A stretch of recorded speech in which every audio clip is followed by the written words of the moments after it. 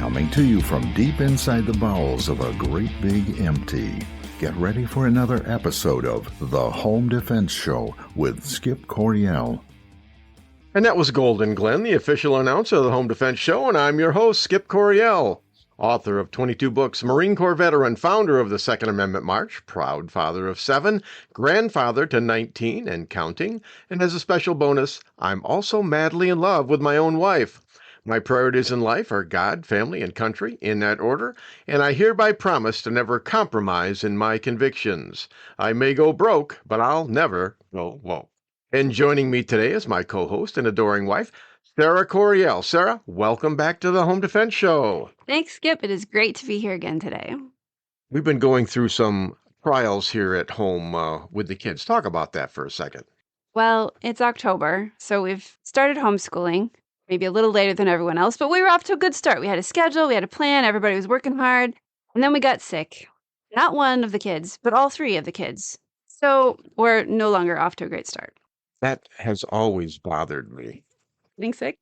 More so when the kids get sick. Yeah. You know, last night they went to bed and they had like a fever of 103, right? I find myself laying in bed listening for their coughs and things like that. And then when I get up in the middle of the night, I want to walk over and just get real close to them and make sure that they're still breathing. That would wake them up. Well, I know. And I've been doing that since they were like little. But now Cedar's 18 and I want to walk over by his bed, get real close and make sure his chest is still rising and falling. And if he woke up, I might get slapped around a little bit because that's just weird. I know the feeling, though. They're still your baby even after they're big. Well, folks, we've got a great show planned for you today. First, we'll speak with Brady Schickinger, the Executive Director of Michigan Coalition for Responsible Gun Owners. Skip, what are we going to talk about today? Brady's going to talk about the election right here in Michigan, a swing state, and he'll give us his opinion on what he thinks is going to happen here. Sounds great, Skip. Then we'll discuss a self-defense scenario in our shootingclasses.com self-defense report with firearms instructor Marty Martin from the great state of Florida. Well, before we get too far into the show, let's thank our sponsors, United States Concealed Carry Association, shootingclasses.com, and Center Shot Indoor Gun Range. And now it's time for our Home Defense Show Quote of the Week. What's the quote this week, Sarah? Well, Skip, the quote this week is from George Orwell, and it goes like this. We sleep safe in our beds because rough men stand ready in the night to visit violence on those who would do us harm. George Orwell, he wrote, 1984, and then he wrote Animal Farm? This is a quote from one of the characters in Animal Farm. I really like this quote. Read that one more time. We sleep safe in our beds because rough men stand ready in the night to visit violence on those who would do us harm. That is kind of condemning when it comes to a strict pacifist. What would the world look like if there were no rough men willing to protect and defend women, children, men who can't protect themselves? That would be a really sucky world. I mean, because you're talking about military people, police officers, people like that. But more importantly, sometimes lawyers too. There's verbal battles too. Yeah, but I'm talking about physical battles. We're talking about doing violence. Well, yeah. People always say, violence is never the solution. Well, that's just not true. Sometimes violence is the only solution. And if you're not ready to commit violence to protect yourself or your family, then you're going to get hurt and your family's going to get hurt. So I really love that quote, and people need to memorize that. And now it's time for our Home Defense Show Hero of the Week.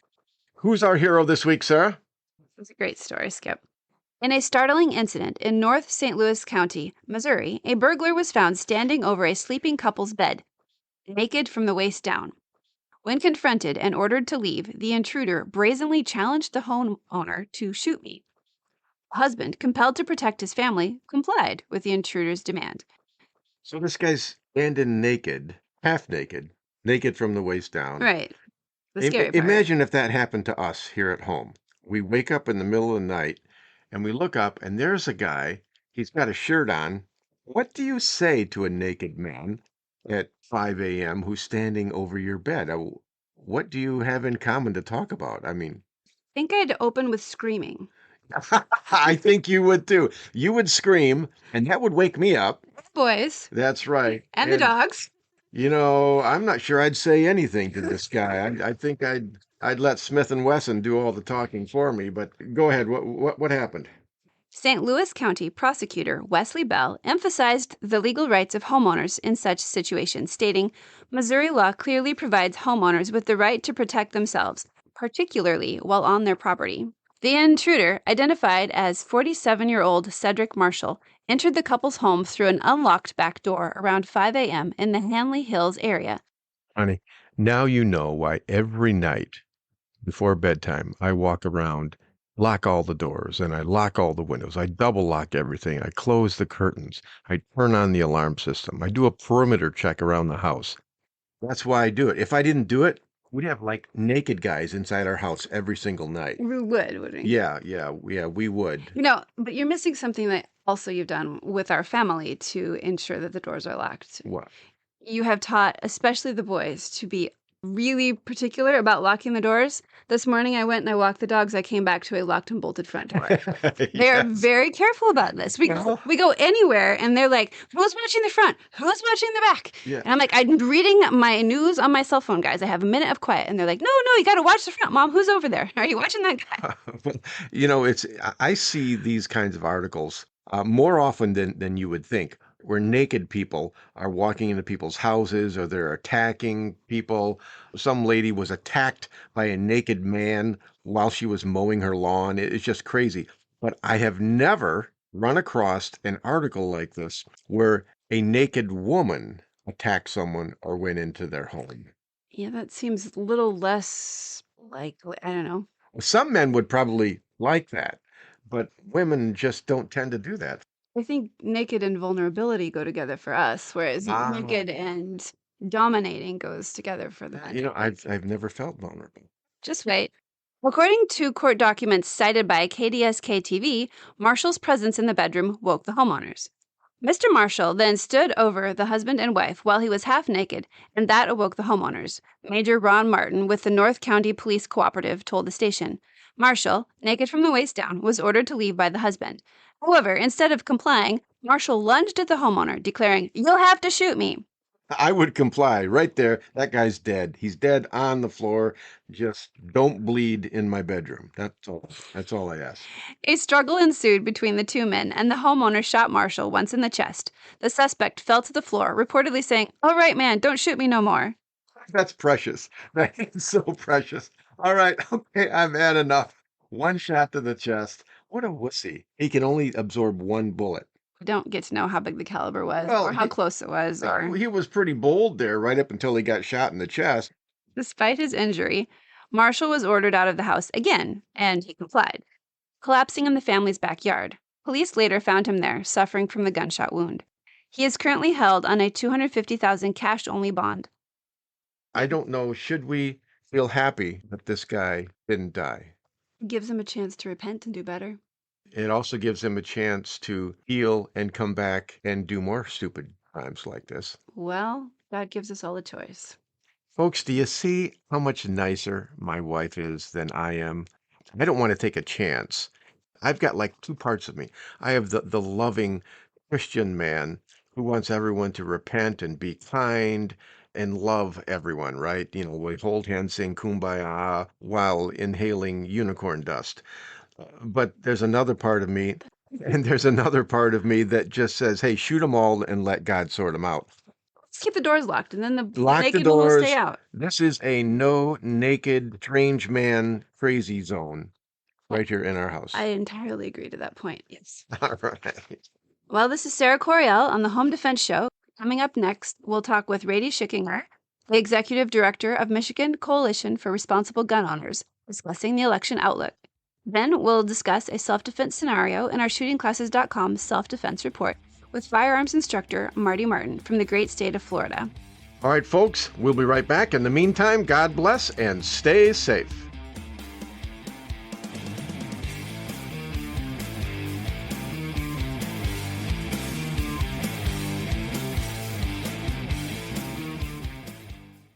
Firearms training should be easy. Instructors can focus on teaching and not worry about all the complex paperwork and management behind the scenes. Just pull the trigger and let us do the administrative work. Welcome to shootingclasses.com. At Centershot Gun Range, we are passionate about training. Don't know where to start? We offer a 1-hour new shooter seminar to introduce you to the world of firearms and help you find training opportunities specific to you. Concealed carry, home defense, firearm safety, AR-15, private one-on-one training, custom training, or maybe you're on a security team looking to protect your church or business. We even offer weekday morning and evening classes. Centershot Gun Range has you covered. Start your journey at centershotgunrange.com. Firearms training should be easy. Instructors can focus on teaching and not worry about all the complex paperwork and management behind the scenes. Just pull the trigger and let us do the administrative work. Welcome to shootingclasses.com. Avoid danger, save lives, and keep your loved ones safe. If this sounds good to you, you sound good to me, and I'd like to help you do those things. Avoid danger, save lives, and keep your loved ones safe. If you're looking for more excitement in your life, we have nothing to offer you. But if you are a thoughtful, responsible, nonviolent man or woman, we'd love to teach you what to do if something crazy happens. More importantly, we'd like to teach you what not to do. We currently have over 500,000 members. They are doctors and single moms and firemen and grandmothers and veterans and Democrats and Republicans and members of every faith. But the one thing they all have in common is that they know exactly what to do if something crazy happens. When you're with one of our members, you are safe. Our members know how to de-escalate situations. They know how to calm things down. We are the United States Concealed Carry Association. See what we're all about at usconcealedcarry.com. Discover the little-known backstory of the U.S. Concealed Carry Association at usconcealedcarry.com.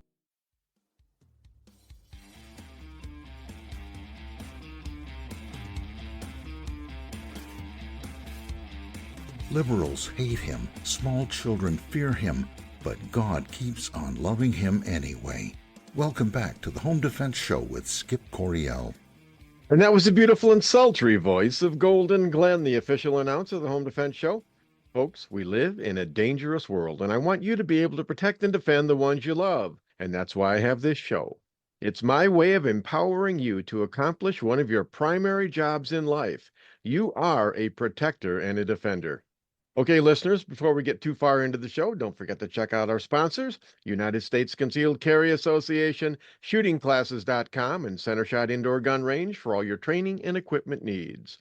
And now, I'd like to welcome Brady Schickinger, the Executive Director of Michigan Coalition for Responsible Gun Owners. Brady, welcome back to the Home Defense Show. Thank you, Skip. Brady, give people, like a 30-second overview of MCRGO, what you guys do.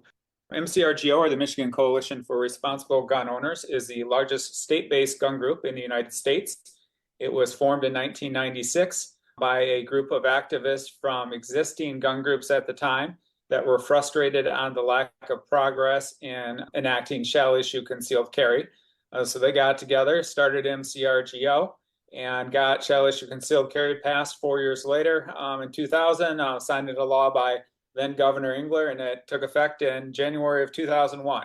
I have been with MCRGO now since 2010. Before that, I served on the Michigan House of Representatives staff for 16 years, working on outdoor recreation and firearms policy. And I remember that, we go back about 14, 15 years, something like that, Brady. You were actually my initial CPL instructor, and I believe that was 20 years ago this year. Brady, Michigan is a swing state. Lots of things happening in Michigan. All eyes are on the Rust Belt right now, but there's also a lot of statewide elections going on. Can you just give all of my listeners an update on what's happening in Michigan now as far as the election goes? We have a very tight election, both nationally and in Michigan. Not only the presidency, but the control of the U.S. House of Representatives, control of the U.S. Senate is at stake, and most importantly for MCRGO, control of the Michigan House of Representatives. Right now, the Michigan House of Representatives has a razor-thin 56-54 Democratic majority. Because the Democrats took a majority in 2022, they were able to get several gun control bills passed, like red flag, the domestic violence bills, the new long gun transfer rules. The entire Michigan House of Representatives is up for re-election this year. They're served 2-year term. The Michigan Senate, which also has a 1-seat Democratic majority, is not up for re-election. Depending on who controls the House means whether we're on the defensive for the next 2 years on gun control bills, which are most likely going to get a lot worse, or we retake a majority and we're able to stop them dead in their tracks. How is it looking? What are our odds? The presidential race, as most people know, in Michigan and nationally, is very tight right now. Very little coattail effect from the presidential race on the state house races. Right now, on the presidential level, with Trump, it looks like he's pretty solid in North Carolina, Georgia, and Arizona. Now, what I'm saying is only current as of October 7th, but right now, Trump looks pretty solid in North Carolina, Georgia, and Arizona. So that leaves 3 other swing states. All 3 of those swing states, like you mentioned earlier, are in the Midwest. They're Pennsylvania, Michigan, and Wisconsin. Pennsylvania, of those 3 states, was the one most likely to go to Trump. And Trump only needs to win one of those 3 states, and he wins the presidency, assuming he can keep North Carolina, Georgia, and Arizona. It looked like Pennsylvania was the most likely to go to him, but just in this past week, we have seen movement toward Trump in both Michigan and Wisconsin. In Michigan specifically, 4 of the last 5 polls, Trump has been up over Harris in those polls. The Democrats in Michigan right now are panicking. They realize that there's a very strong possibility that we're going to have a repeat of 2016 where Michigan goes to Trump, and that's going to decide the election. So in the state house, it really comes down to about a dozen marginal districts or swing districts. Half of those are in the Oakland County area, the Metro Detroit area. And then we're also looking at some seats in southern Michigan, and then the Traverse City seat and the Marquette seat that had been Republican for years. And like the Traverse City seat just went Democratic for the first time in decades, last election in 2022. So there's a strong possibility Republicans will take that seat back as well. My forecast right now, where the way things are looking a month before the election, is 57 Republicans, 53 Democrats once everything is settled in early November. This is Skip Coryell on Home Defense Show. We're speaking with Brady Schickinger, the Executive Director of Michigan Coalition for Responsible Gun Owners. If we can win the state house back, we're not going to advance anything probably, but we will be able to halt the onslaught of anti-gun bills going forward for the next 2 years. Does that sound about right? Something important to keep in mind. Whitmer will continue to be governor for the next 2 years unless something should happen like Harris winning the presidency and Whitmer being appointed to a cabinet position. But in all likelihood, we're stuck with Whitmer for the next 2 years, and the Senate should remain in Democratic control for the next 2 years. Again, they only have a 1-seat majority, so if one of those senators were to leave for some reason, that could impact the Democratic majority in the Senate. But right now we need to count on the state Senate remaining in Democratic hands for the next 2 years as well. So we're not going to be able to get a bill like constitutional carry through, even if Republicans take control of the House. But we would be able to stop legislation like magazine capacity restrictions, ban on the sale of modern rifles, the elimination of local government preemption, expansion of gun-free zones, and removing liability protections for firearms manufacturers. All of those are items on the to-do list of Moms Demand Action and the other gun control groups. There's been, seems like a change in the Democrat Party over the last 10, 20 years. It seems like 20 years ago, you were pro-gun, but you were also Democrat. But I'm not finding a lot of Democrats that are pro-gun these days. Is it just my imagination, or is that the way it really is? Right. Yeah, the 16 years I spent in the state House of Representatives were as a Democratic staffer. Of course, it was a different Democratic Party then than it is today. Things really started changing probably around 2008 when Obama was first elected. By 2010, the more conservative blue dog pro-gun Democrats had pretty much been wiped out of the Michigan legislature. But there was a time, and it would be about 15, 20 years ago now, when the Democratic-controlled state House was actually passing more pro-gun bills under then Democratic Speaker Andy Dillon than the Republican state Senate was. Seems hard to believe now, but it wasn't all that long ago. What we are seeing now is that traditional Democratic demographics, we're looking at, for example, young men in the age 18 to 30, Black men, and blue-collar workers that were very reliable Democratic base groups, Democratic part of the Democratic coalition, are now starting to trend more Republican. And of course, Trump has a lot to do with that too. His personality is helping to bring them over, but we're seeing a shift in the makeup of the political parties in the United States now, where the Democratic Party is starting to become more of a socially progressive, left-wing party of college-educated people and suburban and urban residents, where the Republican Party now is starting to become more of the workers' party, the blue-collar party that the Democratic Party had been at one point in the past. All right, this is Skip Coryell on Home Defense Show. We're out of time for this segment, but stay tuned because we've got more great stuff. Coming up next, we'll continue our conversation with Brady Schickinger, the Executive Director of Michigan Coalition for Responsible Gun Owners. During the break, I want you to work on getting back in fighting shape. Today, let's do some sit-ups. Not a lot, just 30 or 40. Stay tuned because we will be right back. Avoid danger, save lives, and keep your loved ones safe. If this sounds good to you, you sound good to me. And I'd like to help you do those things. Avoid danger, save lives, and keep your loved ones safe. If you're looking for more excitement in your life, we have nothing to offer you. But if you are a thoughtful, responsible, nonviolent man or woman, we'd love to teach you what to do if something crazy happens. More importantly, we'd like to teach you what not to do. We currently have over 500,000 members. They are doctors and single moms and firemen and grandmothers and veterans and Democrats and Republicans and members of every faith. But the one thing they all have in common is that they know exactly what to do if something crazy happens. When you're with one of our members, you are safe. Our members know how to de-escalate situations. They know how to calm things down. We are the United States Concealed Carry Association. See what we're all about at usconcealedcarry.com. Discover the little-known backstory of the U.S. Concealed Carry Association at usconcealedcarry.com.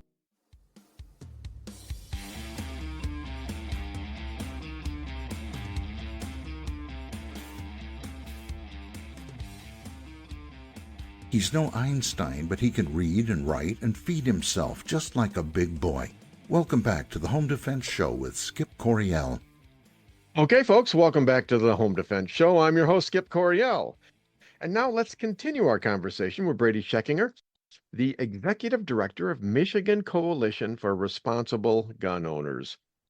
Brady, you had a good synopsis in the last segment, but now, after this November 5 election, there's going to be a change, but there's going to be a lame duck session. Sure. If Republicans do retake a majority in the Michigan House of Representatives in this election, so that would be a majority for 2025 through 2026, Democrats are going to try to get as much anti-gun legislation through in lame duck while they still control the state house, the state senate, and the governors. And there is a list of bills that we're aware that are more likely to come up in lame duck. The one we're most afraid of right now is Senate Bill 858. And Senate Bill 858, by its title, says it would prohibit firearms in certain state buildings. You know, that sounds somewhat innocent. But then when you actually get into the language of Senate Bill 858, it goes much farther than that. For any of your listeners who have a CPL, you may know that Michigan has two different sections of law dealing with gun-free zones. One applies to CPL holders. The other one applies to people that do not have a CPL. And that section of law exempts CPL holders. So where this bill gets scary is that Senate Bill 858 actually strikes out the exemption for CPL holders in 750.234D. So right now, as a CPL holder, Skip, you and I, we can't carry in a bar or tavern. That's written in the section of law that deals with us as CPL holders. But if we lose our exemption in this section of law, we're not going to be able to carry anywhere in Michigan that has a liquor license of any type, not just a liquor by the glass, but any place with a packaged liquor license, which is most supermarkets in the state, grocery stores, your Meijer, your Walmart, any convenience stores, even a lot of gas stations have a liquor license. They might not sell liquor, but they sell beer and wine. We're not going to be able to carry in any of those places anymore. And if you think in your mind, you're going out in public, you're somebody that carries every day, or you carry in your vehicle, and you realize where you're going driving around throughout the day, that list is really so extensive that it makes concealed carry in Michigan legally quite difficult. And you're going to be finding that if this passes, if you want to abide by the law, you're going to have to say, well, where am I going to go today?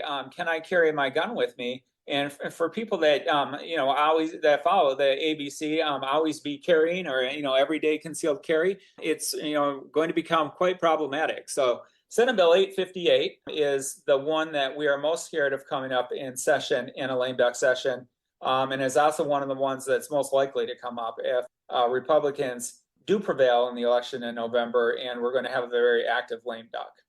Another one that we can expect to see come up in lame duck session, regardless of what happens in the election, is House Bill 4127, and this is the polling place carry ban. Now, the way the bill originally passed the House was very draconian, similar to what you just said about Senate Bill 858, where it would have made even walking past a county clerk's office or a ballot drop box, very difficult for any CPL holder to do legally, because the way the bill's written, it covers not being able to carry in those locations throughout much of the year. The bill was amended in the Senate. It was made quite a bit less restrictive. Now it only applies to open carry. But again, because it applies to county clerk's office, ballot drop boxes are within 100 feet of a ballot drop box, and polling places, it's not just a polling place on election day. It is these locations throughout the year. Anybody that carrying outside the waistband, for example, in August, where you're not wearing your jacket or you're not wearing a long shirt and your pistol is exposed, you're going to have to make sure that is completely covered up if you're carrying in one of those areas. Otherwise, you face a potential 90-day misdemeanor. Brady, that begs the question, why should concealed carry people care about what happens to open carry legislatively? Sure, because one thing we've seen, well, I guess both in Michigan, but particularly in other states, is they go after open carry first, and then they pass the same law applying to concealed carry down the road. So open carry is an easy target for the gun control folks, because not that many people open carry compared to concealed carry. I think the last numbers I saw is 3% of people regularly open carry, maybe 6% occasionally open carry, the other 94% only concealed carry. So it's easy to go after open carry first, but we can anticipate any law that applies just to open carry down the road is also going to apply to concealed carry. House Bill 4198 would eliminate local government preemption. Michigan is a preemption state, which means that local governments cannot pass firearms ordinances stricter than state law. The reason we have preemption is to prevent a confusing patchwork of different gun laws around the state. The way things are now, what happens in Monroe is the same as in Traverse City, is the same as in St. Joe, Alpena, Marquette. The same rules apply across the state wherever you are. This bill would eliminate local government preemption and allow counties, cities, townships, villages to create their own local gun ordinances, which is also going to make things very difficult for CPL holders in terms of concealed carry. This one, I think that they might bring up, it's going to be more difficult for them to pass. And the reason is there are quite a few local government officials that may not be all that supportive of the Second Amendment, but they would just rather not deal with controversial gun issues on the local level. They'd rather have the state legislature deal with it. So the Dems are going to have an uphill battle trying to get House Bill 4198 passed. House Bill 4203 would prohibit the sale of firearms to people under age 21. Right now, we can do private party sales of firearms to 18, 19, and 20-year-olds. This bill would treat private sellers the same as an FFL, and nobody under the age 21 would be able to buy a firearm. House Bill 4211 would require a 14-day waiting period for firearms purchases. For somebody in a self-defense situation where they need a firearm immediately, for example, a couple going through a nasty divorce where one of them is threatening the other one, this bill would say that the person that wants to defend themselves would have to wait 14 days to purchase a firearm. And there's no exception in this bill for emergency situations.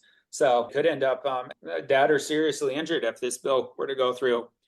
And then finally, we have House Bill 5291, would prohibit concealed carry in the state capitol and legislative office buildings. This past year, the House and Senate Democrats passed rules that already ban carry in the state capitol and legislative office buildings.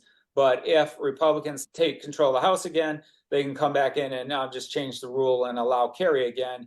If they were to pass this law, it makes it much more difficult for Republicans to come back and allow carry because they don't have a majority in the Senate or control of the governor's office to sign a new law repealing this House Bill 5291. Those are the main bills we are looking at coming up in lame duck session. And how are we doing on time, Skip? We're about out of time, Brady. Before you go, will you please give us, just tell us how people can join MCRGO, how they can get involved in helping fight this, because it's going to be a big deal coming up. Sure. Yep. You can join the organization, contribute to the organization's legal defense fund, and also check on the full list of all the firearms bills currently before the legislature and their current status by going to www.mcrgo.org. So again, that's mcrgo.org. All this information is available on our website. Awesome. All right, Brady, we are out of time, but I want to thank you very much for, well, you've dedicated your life to upholding the Second Amendment. Thank you very much, Brady. Thank you. This is Skip Coryell on the Home Defense Show. Coming up next, we'll be speaking with firearms instructor Marty Martin from the great state of Florida in our shootingclasses.com self-defense report, where we get some expert advice on the details of self-defense. All right, folks, now that you've been properly motivated, drop down on your face and pump out 50 push-ups, because we all know that a healthy, fit person fights better and is harder to kill. God bless and stay safe. We will be right back.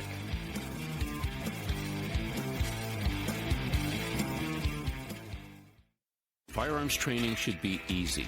Instructors can focus on teaching and not worry about all the complex paperwork and management behind the scenes. Just pull the trigger and let us do the administrative work. Welcome to shootingclasses.com. At Center Shot Gun Range, we are passionate about training. Don't know where to start? We offer a 1-hour new shooter seminar to introduce you to the world of firearms and help you find training opportunities specific to you. Concealed carry, home defense, firearm safety, AR-15, private one-on-one training, custom training, or maybe you're on a security team looking to protect your church or business. We even offer weekday morning and evening classes. Center Shot Gun Range has you covered. Start your journey at centershotgunrange.com. Firearms training should be easy. Instructors can focus on teaching and not worry about all the complex paperwork and management behind the scenes. Just pull the trigger and let us do the administrative work. Welcome to shootingclasses.com.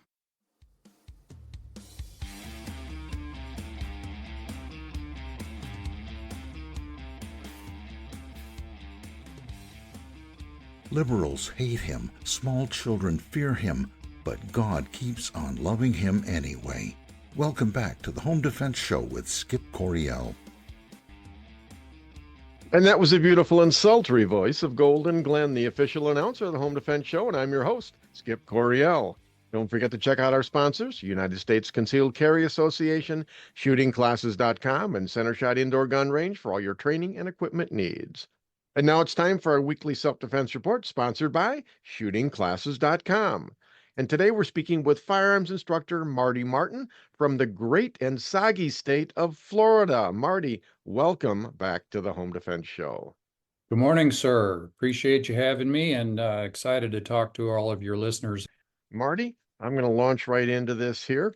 I'm going to read the article for you. A 60-year-old woman was able to fight off a man who was trying to kidnap her from a bathroom at a store in Hilliard, Ohio. The Hilliard Division of Police said officers were called to the at-home retail store due to a report of an attempted kidnapping. Police said the woman was attacked upon entering into the bathroom by a man who had been following her at the store. He allegedly tried to strangle her, put his hand over her mouth, and told her to be quiet. Instead, she fought back. The woman yelled for help, and her husband responded and held the suspect down until police could arrive and arrest the man. Police identified the man as 26-year-old Muhammad Kamara of Columbus. He was charged with felony kidnapping and booked into the Franklin County Jail. He is being held on a $250,000 bond. Quote, this victim did everything right. She fought back hard. She loudly called for help, and she's doing a great job assisting with our investigation, said police on a social media post. So that's what we know about this incident. Marty, what are your initial thoughts about that? I'd like for all the listeners to know that one of the key things here was that this was an attempted kidnapping. In almost all states, I believe, when you have felonious kidnapping involved, that's one of the key ingredients for justification of threatening to use deadly force or using deadly force if necessary. Now, I would encourage everybody to check the local laws where they live, the state laws where they are, the statutes, to make sure that they're aware of what their rights are. But the key factor here is that this was more than just an attack. This individual was charged with felony kidnapping, so that tells us something. The other part of that is in her testimony or her statements to police, the individual attempted to strangle her. That changes the justification of the amount of force that you respond with. I would say that it says in the article, and I don't have a lot of backstory on this individual was following her in the store, or following her at the store, the article refers to. That goes back to what you and I have talked about in some of our previous podcasts, situational awareness. Be aware, be looking around. We cannot emphasize that enough. And so in this particular case, I'm not going to say that she could have avoided the situation and maybe done something a little bit differently, but again, being aware that someone's around, so she didn't put herself in an uncomfortable position of being caught in the bathroom where the individual was able to corner her. I would also say, though, that in agreement with what the police report says and what the article says is that she did fight back, and that's what we encourage people to do. And she called for help, and that's a good thing. And then the fact that her husband was able to hear her and was able to respond, those are all good things. And I think hopefully that brings a positive outcome, because it also says that she was a good witness and that she's got the courage to stand up and say, this is what happened. And she's able to provide the information that hopefully this individual will be charged appropriately and will spend some time in jail. Yeah, this is Skip Coryell, and you're listening to the Self-Defense Report sponsored by shootingclasses.com as we discuss self-defense with firearms instructor Marty Martin from the great state of Florida.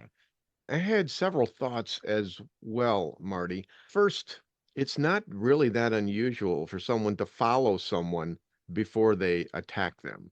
You know, it's like a premeditated thing. They're waiting for that moment of opportunity when they think they can get away with something. And my initial thought is when she went into that bathroom, people think that, oh, I go into the bathroom, it's safe. The man can't go in there. He can't follow me in there because it's against the rules. But they're not really thinking that one through all the way. If he's willing to kill you and rape you and kidnap you, he doesn't care about a sign that says, you know, women on the door. So she probably would have been better off staying out in front of other people. Well, to your point, the situation is bad actors don't follow the rules. Yeah, we don't want to take things for granted, and unfortunately, sometimes we do. I've read quite a few places that some of the most dangerous places out and about would be, you know, transitional spaces like parking garage, parking lots, things like that. But also, I believe the number two place are public restrooms. This woman, she did a lot of good things. I mean, certainly fighting back like that, that was a good thing. Definitely. Oh, definitely. And having the courage to fight back and having the ability to recognize that she was in a compromised position and that she wasn't going to have any of it. And not to use an age situation here, but she was 60 years old. So I'm going to say he was 26. We've got a disparity of force issue right there. Yeah, without a doubt. I also like that the husband stayed close by. You know, I do that I as agree. well. Oh, I agree. well, and you know, one thing that I like more about the bathrooms these days, when you go into like Walmart or you know, Costco or whatever, they leave it more open so that there's not a door that closes and you can't hear what's going on. There's Right. like a maze. When my wife goes into the bathroom or one of my children, I stand outside and I probably look like a sentry. Maybe that's a bit of a deterrent too. And I listen. I actively listen. If I hear someone yell for help, it's like, okay, sorry, I'm not a woman, but I'm going into that bathroom to check things out. So the husband, kudos to him as well. Agreed. Great point. I like that you're sharing with the listeners that some of these public places that don't have doors are not safer, but potentially less risk because Yeah. you don't have places for people to hide behind or block the door so that somebody can't get in to help and things like that. So excellent point there. And the woman, she screamed really loud. Excellent thing. She fought back.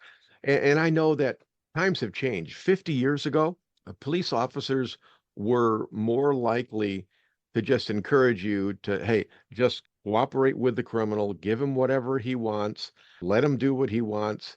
If you cooperate, you're more likely to survive. And I don't see it that way in the present situation. Our society has just changed, and I wanted to get your take on that as well, Marty. Where we are and some of the things that we've been exposed to that we're not seeing law enforcement have more of the attitude of cooperation is best. Now, I think that can basically be affected a lot by geography. It can be affected a lot by political persuasions of the various entities that control the purse strings for police departments. I do know that the majority of all of the instructors and people that I know that either I've worked with or trained with, we're all firm believers in defending yourself as you can, not to be cooperative. But I think on the legal side, some of the things that we've seen may not necessarily across the country be that way. I've got a couple of guys that I had on a contract that were out on the West Coast. They were specifically in Oregon. And I know that one of the things that they were running up against is that there was a perception of, okay, just comply. If your listeners wanted to go on YouTube, there's an audio on a YouTube video that basically is out of the state of Oregon. And basically it is a young woman who is someone is trying to break into her home. She says or alleges it was her ex-husband, but your listeners would just absolutely be shocked in listening to the audio on it because the dispatcher and the police officer that comes on the line are saying, couldn't you just let him in and talk to him? Don't you think that you could just have a conversation? You could have a friend come over and all of you sit down. It's pretty frightening. Marty, we are out of time for this analysis, but hey, you did a great job analyzing this, impeccable as always. Briefly, before you go, what is your website? How can people get a hold of you, Marty? It's mmktactical.com. Marty, thank you very much for being on the Home Defense Show today. Thanks again for having me, and God bless, sir, and see you on the other side of this hurricane. All right, folks, this is Skip Coryell on Home Defense Show, and that about wraps it up for this week's show. I've had a good time, and I hope you have too. Please don't forget to thank our sponsors, CenterShot Indoor Gun Range at CenterShotGunRange.com, ShootingClasses.com to help you find the right trainer for your needs, and the United States Concealed Carry Association. Please join us again next week for all your home defense needs. In the meantime, God bless and stay safe. Thank you for joining us this week on The Home Defense Show. Now, get out there and protect the ones you love. We'll see you next week with more of the best. Bye-bye, boys! Have fun storming the castle!